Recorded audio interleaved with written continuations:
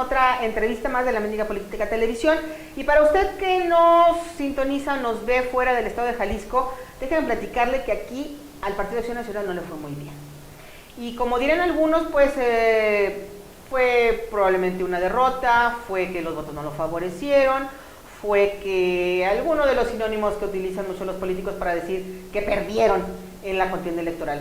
Y para hablar del tema, para hablar de qué pasó con Acción Nacional, qué va a pasar con Acción Nacional, déjeme decirle que tengo aquí a mi lado a un compañero, un amigo al que quiero mucho, que es analista político y que conoce muy bien las entrañas del Partido Acción Nacional, aparte que es consejero estatal y también fue vocero en la campaña de Alfonso Petersen para Guadalajara.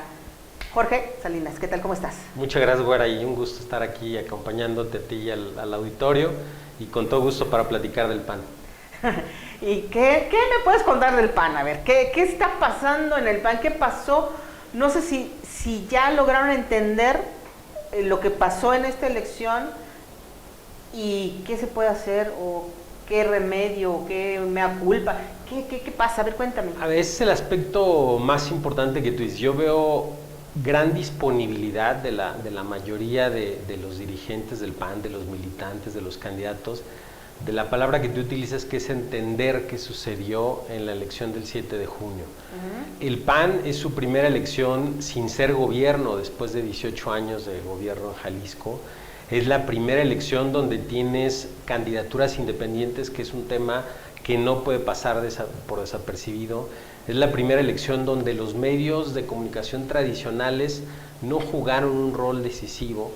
Es la primera elección donde tenías que explicar qué había sucedido en 18 años de gobierno estatal, en 12 años de gobierno federal, que todavía están recientes, y era la primera elección que votaba la generación que nació con el PAN en el gobierno, que coincide con un cambio estructural de generaciones, lo que se conoce técnicamente como los millennials, es decir, aquellos jóvenes nacidos en los 80s, los jóvenes que tienen otros hábitos de consumo, jóvenes que tienen otras demandas de necesidades, pero que ninguno de ellos te conocía a otro partido político que no fuera el PAN en el gobierno.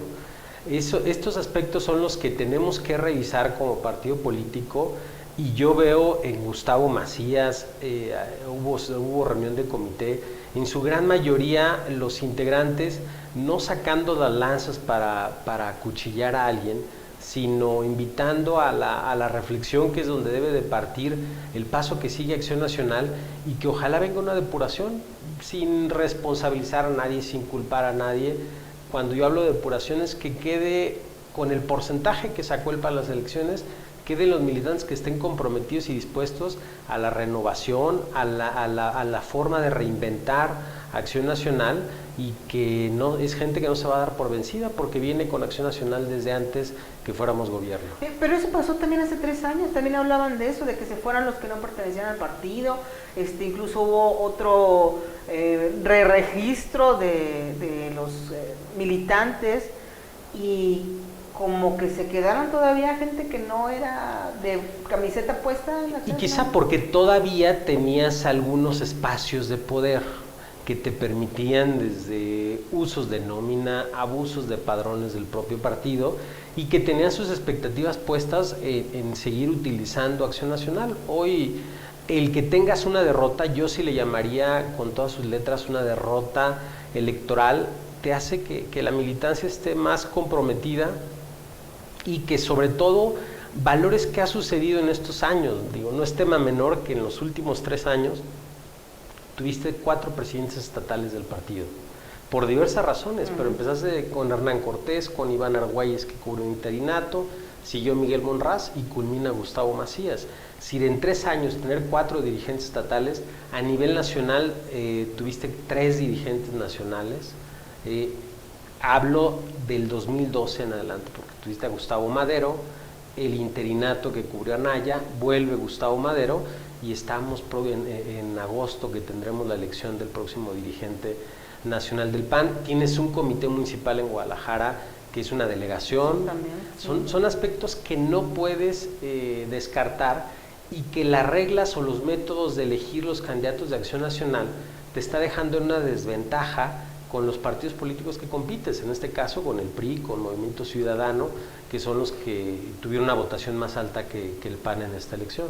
Jorge, entonces, podemos decir que no se le puede culpar a una sola persona, como hay voces dentro de tu partido que dicen, no, es que fue el grupo comité y que porque nombraron, hicieron y fue un sinnúmero de factores que no vieron o no analizaron o no vieron a la lejanía, tanto la dirigencia como la demás militancia, que les iba a afectar para perder, para esta derrota, como bien lo dices, y me da gusto que sí lo aceptes porque muchos no quieren aceptarlo, pero que sí fue ocasionando esta derrota del Partido Acción Nacional. Sí, evidentemente hay un conjunto de elementos que te llevaron a la derrota y que no estabas dándote cuenta. Yo al que menos responsabilizaría, por ejemplo, es a Gustavo Macías, que personalmente lo conozco de hace muchos años, pero es un tipo que tiene la sencillez, el trato cordial con la militancia. Recorrió 115 municipios en la campaña, no es un tema menor. En la noche a veces nos avisaba que le tocaban los retenes militares o le tocaban los grupos de delincuencia organizada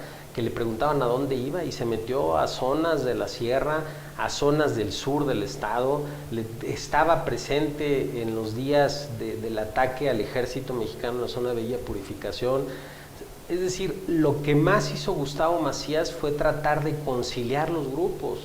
De 3 gobernadores que tuvo el estado, 2 estuvieron participando en campaña directa, indirectamente, al menos apoyando. Yo más de uno, y poquito, uno. Pero fue el esfuerzo. Lo que trato de decir es que Gustavo trató de invitarlos a los dos a que estuvieran participando.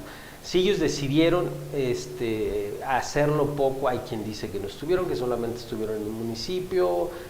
Que estamos hablando de Alberto Cárdenas y de Francisco Ramírez Acuña. Emilio González, él decidió mantenerse al margen, después entró en una polémica en el Comité Municipal de Guadalajara, pero hablo de los 3 gobernadores que tuviste la presencia de Felipe Calderón como expresidente de la República, la de Margarita Zavala, el propio Ricardo Anaya, Josefina Vázquez Mota, los liderazgos nacionales del PAN estuvieron presentes. Los candidatos más rentables que te decían las encuestas se presentaron en zona metropolitana de Guadalajara: Alfonso Petersen, Guillermo Martínez Mora, Jorge Vizcarra. En el caso, la situación de Tlaquepaque es muy distinta a los demás, porque ahí quien las encuestas te decían que iban arriba, y se respeta la decisión de cada uno de ellos dos. Hablo de los hermanos Cortés, ellos decidieron no participar, pero quizá les hubiera ido igual, ¿no? No es un tema, no lo podríamos predecir en este momento, pero el PAN hizo ese esfuerzo, a pesar te vuelvo a decir, de ya tener un desgaste muy fuerte como gobierno compartido, en la tendencia del desgaste de los partidos políticos, y hoy tienes elecciones como Tonalá o Tlaquepaque que participan menos del 40% de la votación. Son aspectos que tienes que saber observar. La victoria de Enrique Alfaro en Guadalajara no la puedes discutir, pero los votos que obtiene Enrique Alfaro son casi 100,000 menos que los que obtuvo César Cola en la primera victoria de Acción Nacional, y estamos hablando 20 años antes. El tema de Acción Nacional... El cambio de partido. Sí, así es, pero el PRI te disminuyó casi 200,000 votos de su más alta votación, y hoy siendo gobierno, es la primera elección que tiene siendo gobierno a nivel municipal, a nivel estatal y a nivel federal. Nivel bajísimo. Ni su voto duro, ni la cantidad de su voto duro lograron. Entonces eso te fragmentó mucho los partidos políticos. Sí, el PAN tiene un porcentaje muy bajo, pero serán temas que debas de revisar qué está sucediendo. Yo soy enemigo de los que sobredimensionan lo que sucedió el 7 de junio, pero también me preocupa los que dicen no pasó nada. No podemos estar sobredimensionando, los partidos políticos están muertos, es el momento de los independientes, es momento de los ciudadanos. No, tampoco. Esos errores. Tampoco puedes decir que es una elección donde fue el fin de los medios. No, la noticia la generan reporteros, la noticia no se genera sola, la busca a través de las redes sociales, vas reproduciendo, y tendrán que entender una serie de candidatos. Pero yo les diría, en Bolaños votó el 80% de la población. Y ya no vas a decir No que andaban en el internet viendo todo lo demás, con el 50% de una población indígena y 50% de una población mestiza. ¿Qué fenómeno? Los panistas están quemados, otro lugar común que puedes utilizar. En Vallarta ganó un expanista. En el distrito 10 federal de Zapopan ganó un expanista. Muchos expanistas ganaron. Entonces no es la militancia la que te llevaba a perder, es entender, por eso la palabra que tú utilizaste es entender, y para entender es revisar los números, escuchar a los críticos y procesar toda esta información, y tienes 3 años para levantarte. Yo no te estoy diciendo el PAN va a arrasar en el 2018, pero yo estoy seguro que el PAN va a superar mucho las expectativas que tenga la ciudadanía en ellos en la carrera del 2018. ¿Tú veías venir todo esto, Jorge? En tus análisis y todo, que a lo mejor no te lo creían muchos de tus amigos panistas o dentro del mismo comité, pero tú veías todo esto. Sí, sin embargo, lo que no dimensionaba yo eran los porcentajes de diferencia tan altos. Pero era muy lógico escuchar a los jóvenes. Hoy la experiencia que tengo todos los días de hablar con jóvenes menores de 21 años, son chavos que traen otra situación en la cabeza. Hay temas que el PAN tiene que tratar de esperanza, las expectativas de qué hacer después de la universidad de los jóvenes, o qué expectativas tiene esta generación que está entre los 18 y los 25 años, es el tema que nosotros necesitamos cuidar. En el 88, todavía en el 94, el PAN era el partido político que te atraía el mayor número de jóvenes. ¿Qué sucedió? El ser gobierno te acabó que no fueras, porque es el voto que te puede dar más posibilidades de cambio. El que tiene entre 40 y 45 años en adelante difícilmente cambia su decisión de un partido político que ha votado siempre. Jorge, ¿qué va a pasar con el PAN ahora? Tú ya más o menos entendiste los factores. No sé si el comité, si los grupos tradicionales, si los neopanistas entiendan qué es lo que está pasando y qué van a hacer en el partido para que en el 2018 pues no sigan cayendo, o de aquí a que elijan al nuevo presidente también del comité estatal, no vaya a haber otra debacle y se vayan a hacer pedazos otra vez. ¿Qué ves tú? Mira, de aquí a 3-4 meses? A nivel nacional ya está emitida una convocatoria. Yo dudaría mucho que Ricardo Anaya no sea el dirigente nacional del PAN. Creo que es evidente que Ricardo llegará. Ricardo tiene una formación política sólida, una formación teórica también. Ojalá Ricardo sepa hacer un partido político donde tenga cabida, por ejemplo, los calderonistas, el equipo de Felipe Calderón, que sea incluyente. Ese es el tema más fuerte para mí. Germán Martín lo ha escrito, que así como fuimos al Pacto por México, ya exista un pacto con Calderón. Por Acción Nacional. Por Acción Nacional. Ese sería bueno. Y en el caso de Jalisco, es muy probable que a finales de agosto también tengamos una renovación de la dirigencia estatal. ¿Por qué? Porque concluye el periodo de Miguel Monraz como presidente estatal. Hay que recordar que él está con licencia, el propio comité estatal, y se tendrá que crear, inclusive ya con la reforma estatutaria que no se ha aplicado en Jalisco en ese sentido, crear la comisión permanente en Jalisco, crear el comité directivo estatal en Jalisco y un nuevo dirigente estatal. ¿Eso no les traerá otra vez confrontaciones para buscar quién pudiera sí, quedar? Traería es el mayor efecto que tú me dices de no entender. Si nos equivocamos en la conformación de la próxima estructura que dirija el partido, si nos equivocamos y se utiliza como vendetta, es decir, como venganza entre unos y otros,